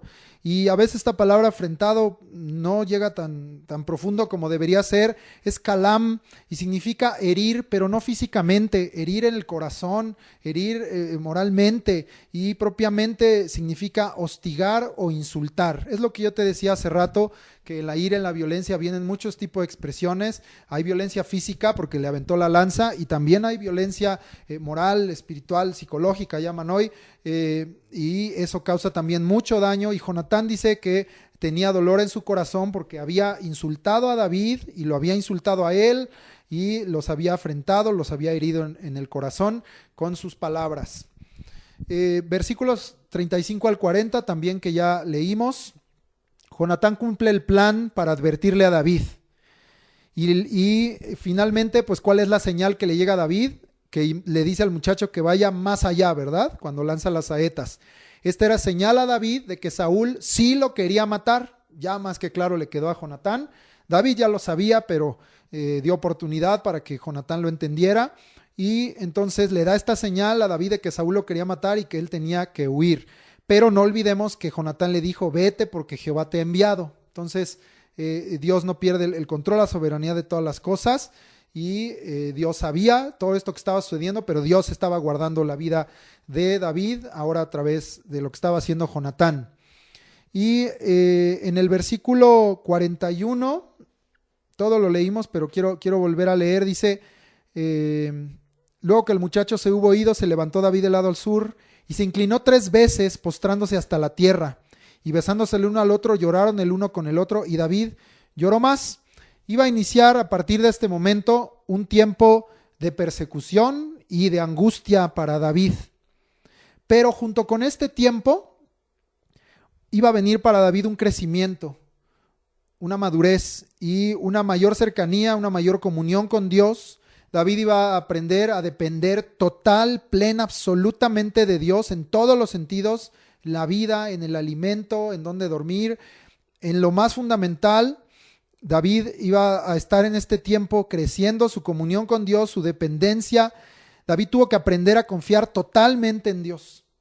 Y de allí, de estas experiencias, y que lo vamos a ver la próxima clase, David escribió salmos tremendos en donde expresa esa dependencia y esa necesidad de depender de Dios, como el Salmo 52, el 54, 56, 57, el 59. En toda esa parte, si tú tienes curiosidad bíblica, lee los subtítulos de estos salmos. Incluso mucho más adelante, cuando David es librado de Saúl y de todos sus enemigos, escribe un salmo muy conocido y muy poderoso, el Salmo 18. Entonces, todo este tiempo de persecución y angustia perfeccionó a David. Y es lo que está escrito en la palabra de Dios en Primera de Pedro, que después que hayamos padecido un poco de tiempo, confiemos que Él es Dios de toda gracia, ¿verdad? Y después que hayamos padecido un poco de tiempo, Él mismo nos perfeccione, afirme, fortalezca y establezca. Porque tú puedes mirar, y los vamos a tomar la próxima clase, como estos salmos están ligados. El Salmo 52 partió de cuando David se va a esconder con Ahimelech, y hay un siervo ahí edomita, un tal Doeg. De ahí partió ese salmo que le fue a decir a Saúl dónde estaba David. El Salmo 54, si tú lees el subtítulo, parte de cuando los de Sif, los sifeos, van y le dicen a Saúl que ahí está David en su tierra. O sea, David seguía huyendo y lo seguían acusando, lo seguían exhibiendo, queriendo quedar bien con el rey. Por ejemplo, el Salmo 56 está ligado a cuando los filisteos lo toman, lo encuentran y lo toman allí en Gat, y David tiene que hacerse pasar por loco delante del rey para que no lo mataran. El Salmo 57, por ejemplo, habla de cuando él se fue a esconder a la cueva de Adulam. Todo esto, capítulos 21, 22, 23, los vamos a ver la próxima semana. El Salmo 59, y ese sí lo quiero leer, habla de algo que ya vimos. Tú y yo leímos aquí en 1 de Samuel 19, 11. Saúl envió luego mensajeros a casa de David para que lo vigilasen y lo matasen a la mañana.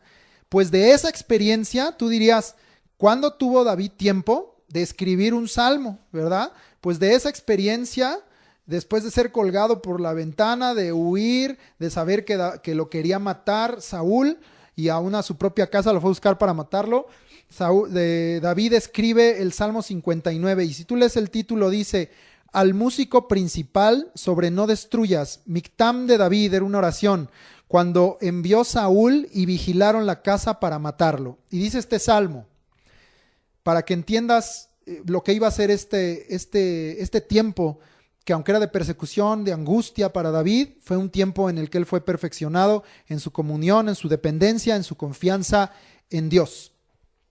Líbrame de mis enemigos, oh Dios mío, ponme a salvo de los que se levantan contra mí. Líbrame de los que cometen iniquidad y sálvame de hombres sanguinarios. Porque he aquí están acechando mi vida, se han juntado contra mí poderosos, no por falta mía ni pecado mío, oh Jehová, sin delito mío corren y se aperciben. Despierta para venir a mi encuentro y mira, y tú, Jehová Dios de los ejércitos, Dios de Israel, despierta para castigar a todas las naciones, no tengas misericordia de todos los que se rebelan con iniquidad. Selah. Volverán a la tarde, ladrarán como perros y rodearán la ciudad. He aquí proferirán con su boca, espadas hay en sus labios, porque dicen: ¿quién oye? Mas tú, Jehová, te reirás de ellos, te burlarás de todas las naciones. A causa del poder del enemigo esperaré en ti, porque Dios es mi defensa. El Dios de mi misericordia irá delante de mí. Dios hará que vean mis enemigos mi deseo. No los mates, para que mi pueblo no olvide. Dispérsalos con tu poder y abátelos, oh Jehová, escudo nuestro. Por el pecado de su boca, por la palabra de sus labios, sean ellos presos en su soberbia, y por la maldición y mentira que profieren. Acábalos con furor, acábalos para que no sean, y sépase que Dios gobierna en Jacob hasta los fines de la tierra. Vuelvan pues a la tarde y ladren como perros. Me brinqué un Selah ahí, perdón. Y sépase que Dios gobierna en Jacob hasta los fines de la tierra. Selah. Vuelvan pues a la tarde y ladren como perros y rodeen la ciudad. Anden ellos errantes para hallar qué comer, y si no se sacian pasen la noche quejándose. Pero yo cantaré de tu poder y alabaré de mañana tu misericordia, porque has sido mi amparo y refugio en el día de mi angustia. Fortaleza mía, a ti cantaré, porque eres, oh Dios, mi refugio, el Dios de mi misericordia. Salmo 59. Gloria a Dios. Que en el tiempo de la angustia y de la aflicción y aún de persecución, no pierdas tu esperanza, tu confianza, tu fe en Dios, y no pierdas tu alabanza a Dios y tu gratitud a Dios, porque Él es el que te defiende, Él es el que te guarda, Él es tu fortaleza. Fortaleza mía, a ti cantaré, porque tú, Dios, eres mi refugio, el Dios de mi misericordia. Jonatán y David, ahí en el versículo 41, se despiden con un beso, con un ósculo santo, como dice la palabra, y lágrimas. David lloró mucho y dice que se inclinó 3 veces a tierra. Le dolió mucho esta partida a David, le dolió dejar su tierra, le dolió dejar a Jonatán, y además también estaba dejando su casa, porque pues también Mical se estaba quedando allí, David se estaba yendo solo. Pero en el versículo 42 hay algo muy importante. Jonatán lo bendice. Jonatán hace lo que debía hacer cuando alguien tiene un corazón conforme al de Dios. Sabiendo que esta era una despedida inminente, quizá no sabía él si volverían a verse o no, Jonatán lo bendice y le dice: vete en paz. Ambos hemos jurado por el nombre de Jehová.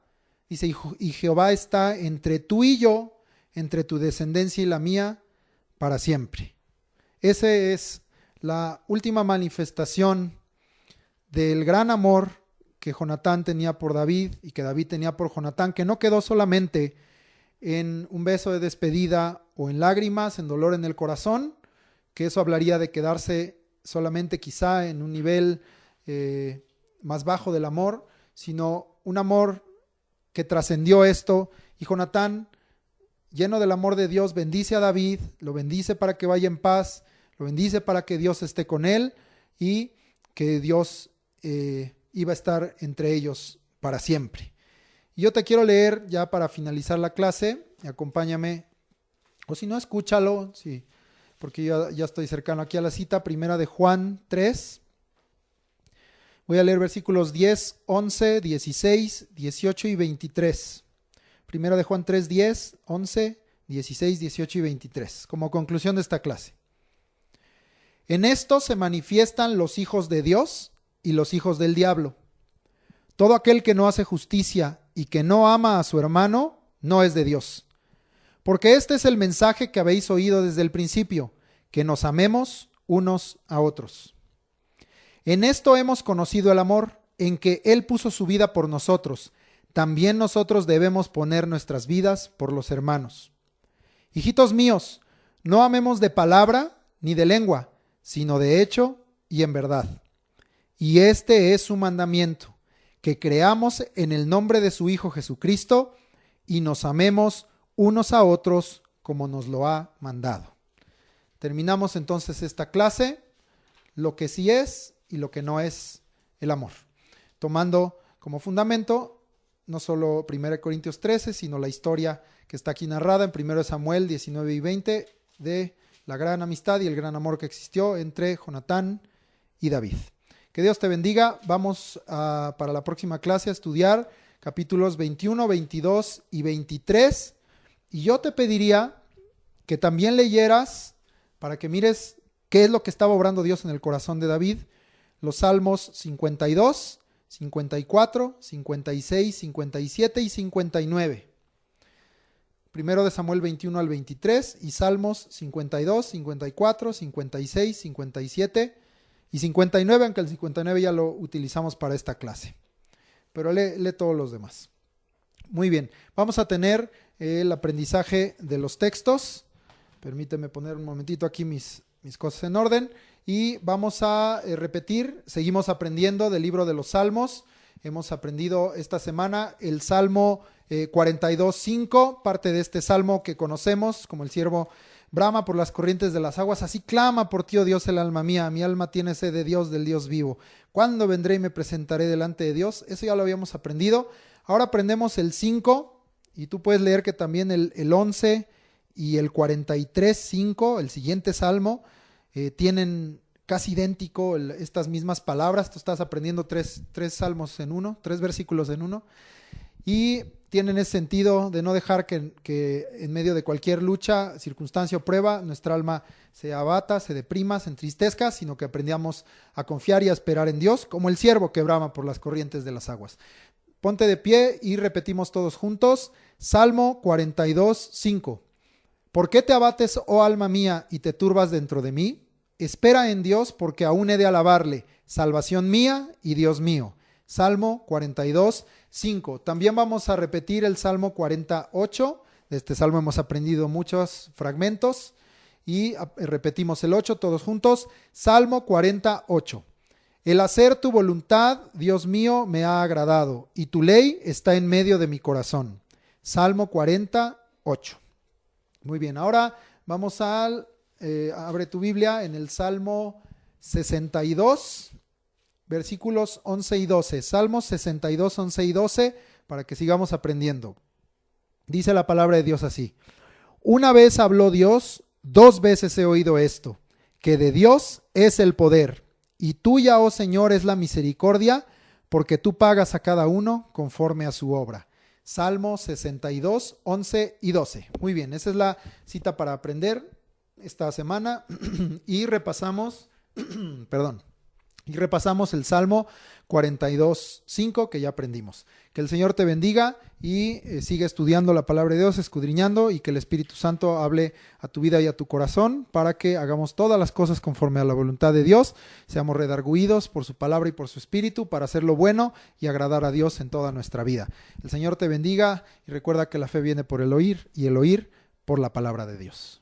Amén.